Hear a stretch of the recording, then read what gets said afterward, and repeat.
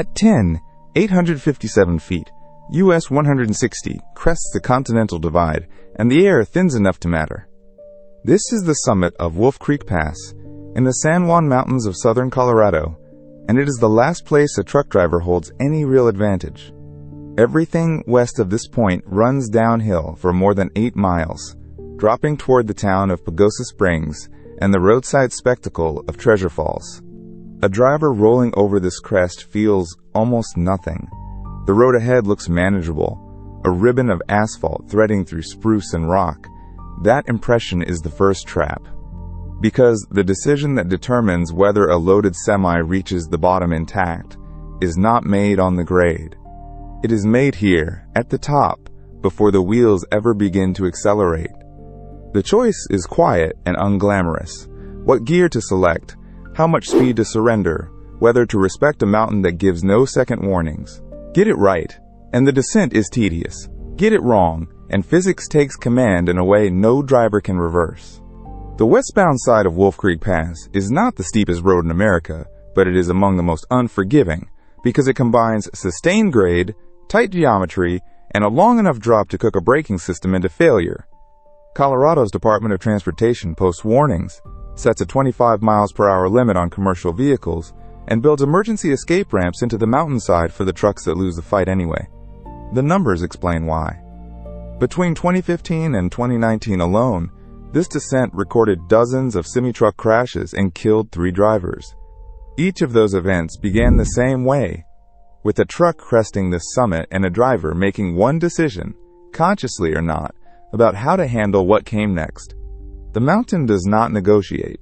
It does not care about deadlines, dispatch schedules, or how many times a driver has run this route before. It only measures whether the truck entered the grade prepared. To understand why this specific stretch of highway behaves the way it does, you first have to understand the mountain it was cut through, and the road that never truly conquered it.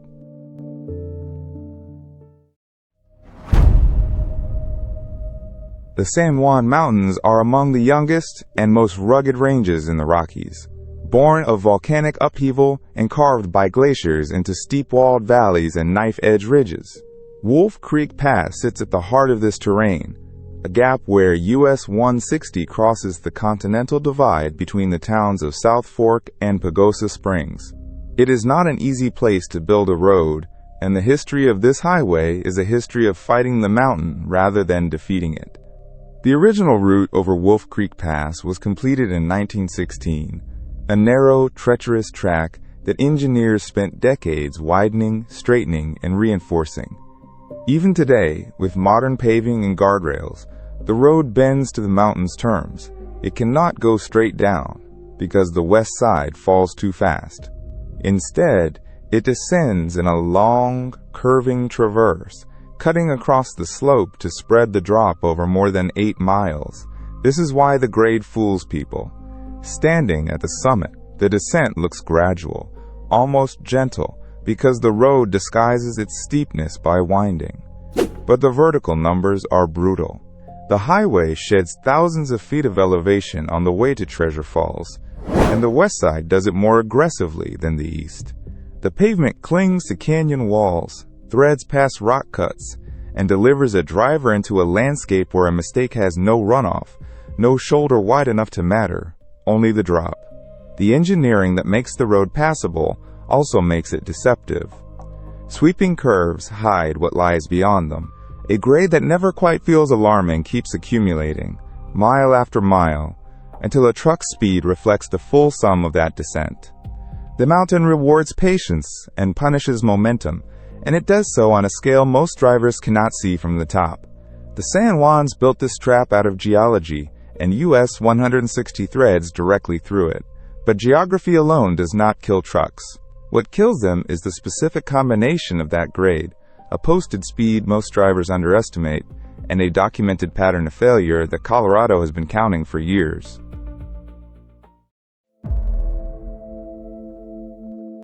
The west side of Wolf Creek Pass reaches a sustained 7% grade.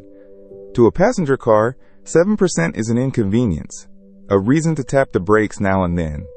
To a fully loaded semi, weighing up to 80,000 pounds, 7% is a relentless engine of acceleration, gravity pulling on every ton of freight, every mile of the descent.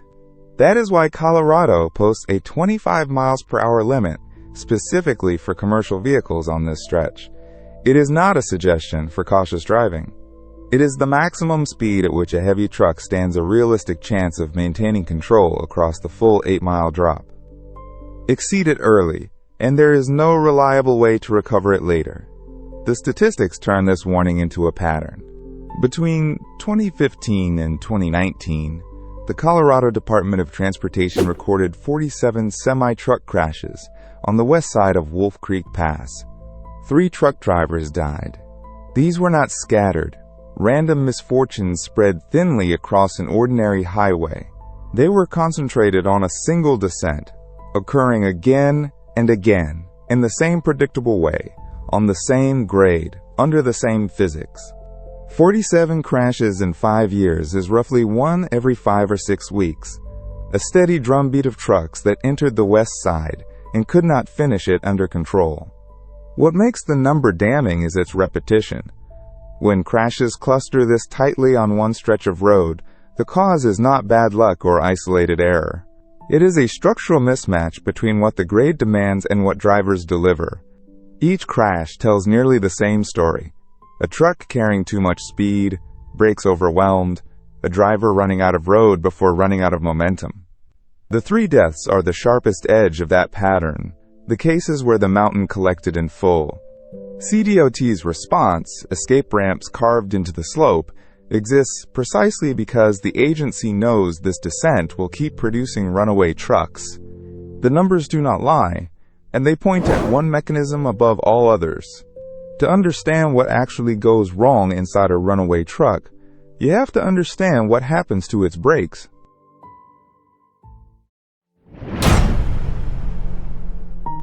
A truck's brakes do not fail because they are weak. They fail because they are asked to do something they were never designed to do. Absorb the energy of a descending 80,000-pound vehicle continuously, for miles without rest. To understand it, start with the physics. A brake works by friction. When a driver presses the pedal, brake shoes clamp against spinning drums, and that friction converts the truck's motion into heat. On flat ground, or on a short hill, this works perfectly. The heat generated is small, and it dissipates into the air before it accumulates. But on the west side of Wolf Creek Pass, the descent never lets up. For 8 miles, gravity pours energy into the truck, and every time the driver rides the brakes to hold speed, that energy becomes heat inside the drums. The problem is that the heat cannot escape fast enough. It builds. Brake drums that started cool climb past 300 degrees, then 500, then higher. As the temperature rises, the friction material begins to break down. The coefficient of friction, the very property that lets brakes grip, drops as the surfaces overheat. This is brake fade. The pedal still moves. The driver still pushes, but the braking force falling out of the system grows weaker with every passing second, precisely when the truck needs it most. This is the cruel logic of riding the brakes on a long grade. The action meant to keep the truck slow is the same action that destroys the truck's ability to slow at all. Continuous braking guarantees the overheating that guarantees the failure, and once fade begins, it accelerates. Less braking means more speed. More speed means more energy to absorb. More energy means more heat. More heat means even less braking. It is a feedback loop that ends only one way. A driver feeling the pedal go soft on Wolf Creek Pass is already deep into a problem that started miles earlier, when the brakes were still cold. The tragedy is that this outcome is entirely avoidable, but not by braking. The solution has nothing to do with the pedal at all. It has to do with a decision made before the descent begins. The single most important action a truck driver takes on Wolf Creek Pass happens at the summit, standing still, before gravity has any grip on the vehicle. It is the selection of a low gear. This one choice, made in a few seconds at the top, matters more than every brake application over the next 8 miles combined. Here is why. A truck descending a grade in a low gear uses the engine itself as a brake. When the transmission is locked into a low ratio, the engine's compression resists the wheels turning, holding the truck back mechanically without generating the destructive heat of friction brakes. Many trucks add engine brakes or retarders that amplify this effect, using the engine's own valves and cylinders to absorb energy. Engine braking never fades. It does not overheat, it does not lose grip, and it can hold a truck at a steady speed for the entire descent without ever touching the wheel brakes. But engine braking only works if the gear is selected early, while the truck is still slow. This is the critical distinction. A transmission can drop into a low gear when road speed is low, but once the truck has begun to accelerate down the grade, the window closes. At higher speeds, the engine cannot safely engage a low gear. The RPMs would spike beyond limits, and the driver is left with only the friction brakes, the very system destined to fade. So the choice is binary, and it is early. Pick the low gear at the summit, and engine braking carries the truck down under control. Miss it, try to slow an already accelerating truck by braking, and there is no recovering the lost gear. The truck will keep gaining speed, the brakes will keep heating, and fade will arrive on schedule. This is why experienced drivers treat the summit as the decision point. The old maxim holds: you can descend a grade too many times in low gear, but you can only descend it once too fast. Everything downstream, the brakes, the heat, the runaway, traces back to a gear chosen or missed at the top. And the mountain has a specific place where that missed choice comes due.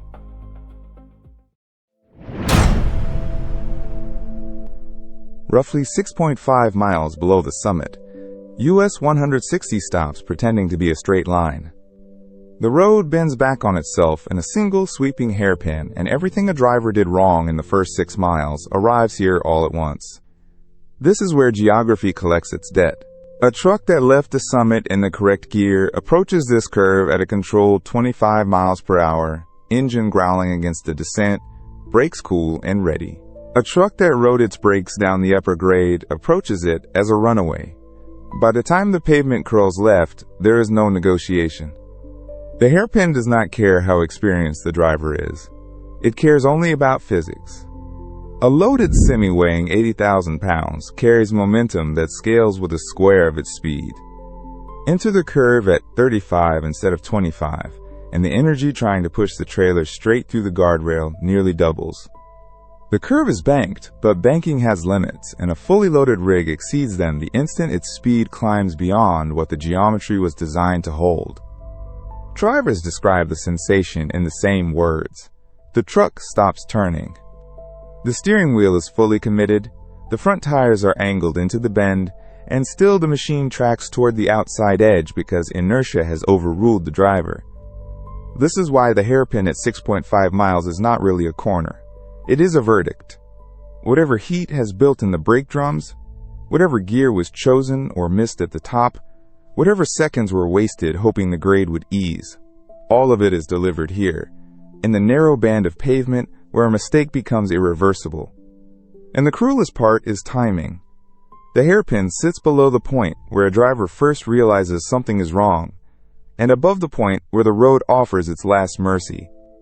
By the time the curve reveals the trouble, the truck is already moving too fast to think, and too heavy to stop, which is exactly why, before this curve was ever built, engineers carved a second option into the mountainside, the first escape ramp, waiting near mile point 162.5. Near mile point 162.5, about 4.5 miles below the summit, the mountain offers its first way out. A lane of loose aggregate branches off the downgrade and climbs sharply into the hillside. An emergency escape ramp, engineered to stop a runaway truck when everything else has failed. It is not pavement. It is an arrestor bed, a deep trench filled with rounded gravel, sometimes several feet deep, designed to swallow a truck's wheels and convert speed into resistance. The physics are deliberate. As the tires sink into the loose stone, the aggregate shifts and packs, generating enormous rolling resistance that a solid road never could. Combined with the uphill slope, the bed drains kinetic energy fast, A truck traveling 60 miles per hour into a properly built ramp can be brought to a full stop in a few hundred feet. No brakes required. No steering skill demanded. Just gravel, gravity, and geometry, doing the work the driver could no longer do. But the ramp near 162.5 has a problem that has nothing to do with engineering. It has to do with the human behind the wheel. Drivers hesitate. Entering an arrestor bed means damaging the truck, halting the load, filing reports, and admitting in that moment that the descent was lost. The gravel can bury axles, twist trailers, and leave a rig requiring a heavy tow to extract. So drivers convince themselves they still have control. They tell themselves the next flat section will save them, that the brakes will hold a little longer, that they can make the hairpin. The ramp slides past the window in a blur, and the decision to skip it is made almost without deciding. That hesitation is exactly what the CDOT crash record was built from. The first ramp is not the last chance. It is the easy chance, the one taken with room to spare, the one that ends with the driver walking away embarrassed instead of dead. Refusing it does not remove the danger. It simply passes the problem downhill, toward a narrower window and a steeper stretch of road, where a second ramp near mile point 161 waits as the final offer the mountain will make.